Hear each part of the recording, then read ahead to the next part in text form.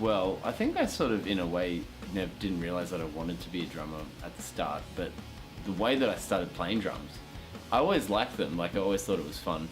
But I remember when I was in primary school and I was in grade 4 or 5, and they did like a test where to see if you had musical skill. Then this it was a state school, so they made you do like a test, and they're like, all right, if you can pass like a certain number of questions, then they'll teach you, and you can learn an instrument on the government's going to pay for you to be able to learn an instrument. And anyway, so I passed it, and I got the choice of drums or the trumpet, and I chose the trumpet. I don't know, because maybe I just thought that was cooler for some reason. It's definitely not. But about 2 years, and I never really enjoyed it, but I kept on playing it. And then about 2 years later, I did this thing when I was in grade 7. My school had this thing called, this is a long story, but my school had this thing called Putting on the Hits. It was like a competition to do different like sketches of songs, so like a performance around like miming a song. And me and my friends actually won it for a different song, Old Man on the Back Porch by the Presidents of the United States of America. It's a good song. But we also, the same group of dudes, we also did same group of 12-year-olds, we also did Plateau from Nirvana, Unplugged, MTV Unplugged. So anyway, totally random thing. But I ended up being Dave Grohl, and my parents thought that it looked like I could play drums, actually, because I had no idea, but I was pretending to play drums. And so they got me drum lessons, and I learnt drums from like some dude that actually played the guitar, that was like friends with my mum's friend.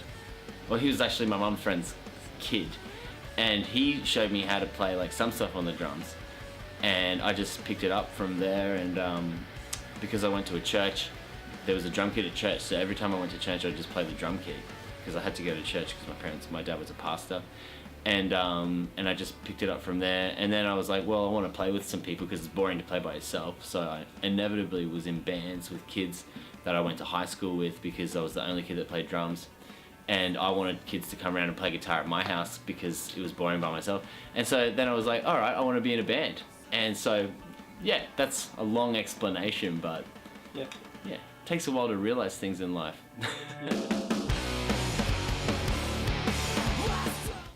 Who inspires me the most? Wow, that's really hard question. As a musician or just in general? Both. Okay, well, I think as a person, I would have to say that it's pretty hard to not go past your kids. So I've got a son, and that's probably the most inspiring thing, because as a parent, and he's only turns 1 next week, but as a parent, I think it's impossible that another type of a human being could inspire you in any more than your own kids, just to like get up, and you're forced to get up in the morning. Call it inspiration. But as a musician, wow, I think probably Dave Grohl. Like, to go back to Dave Grohl, I would say after playing drums for a long time, there's a lot of drummers that I love and that I would look up to as a musician and as a person as well. But he's just sort of like the complete package of just being a fucking down-to-earth rad person. And I think like the achievements he's had hardly anybody in the history of music can touch what he's been able to do. But at the same time, like, as a musician, as a drummer, he throws down really hard, and I always love that style. I've always loved that style. That's like what I'm all about. And just playing like with pop sensibilities and good hard, can do fast, slow, soft, like just is like a drummer's drummer at the same time, but has a unique style. And it's not about being like really fast or really even technically proficient, but just more about mastering your own style and your own. And then as a drummer, I think what he's done is mastered his own style, but also developed like technical capabilities along the way that have helped him to push that.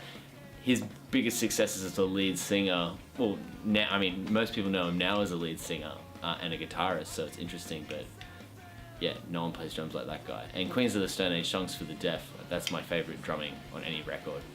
Oh, maybe other than In Utero by Nirvana. Okay. Well, there's so many that I like a lot. But I think I would have to come. You always, I think in life, when you get to my age, 31, and if you've been in love with music for a really long time, then you're probably gonna hit that point, which I have, and come back to a lot of the things that you originally loved in music, because as a teenager I loved a lot of great stuff, and I was influenced by things in a different way to how I would now. But you spend your whole 20s like going, nah, I don't want that anymore, I want to find something else, and you just delve into all music. And now these days I'm coming back more to bands that I originally loved and musicians that I really love. And I've recently, my wife, for our 11 years since we started dating anniversary, bought me a copy of Melancholy and the Infinite Sadness on vinyl, and which I've always wanted, but it's so expensive. It costs like $200. And anyway, listened to that lots of times since then, and it is probably my favorite album of all time, for so many reasons. Jimmy Chamberlain, probably one of the drummers that I looked up to the most, is amazing on it. And it's just got such a range of songs. I could go on and on and on. So many good songs, so many moments, and so many memories personally for me as well, because when I was a teenager I listened to shit out of that as well. So there's loads of records that I love and probably have similar connection to, but that is the one, maybe because it goes for 2 hours, that I just I would have to always hold above everything else, because there's 2 great albums in one. Yeah. I could go on. Okay, well, other instruments, I've sort of stuck with drums for a really long time. I've never played. I can play some other instruments, but not the same with drums. It's always been just what I've wanted to play.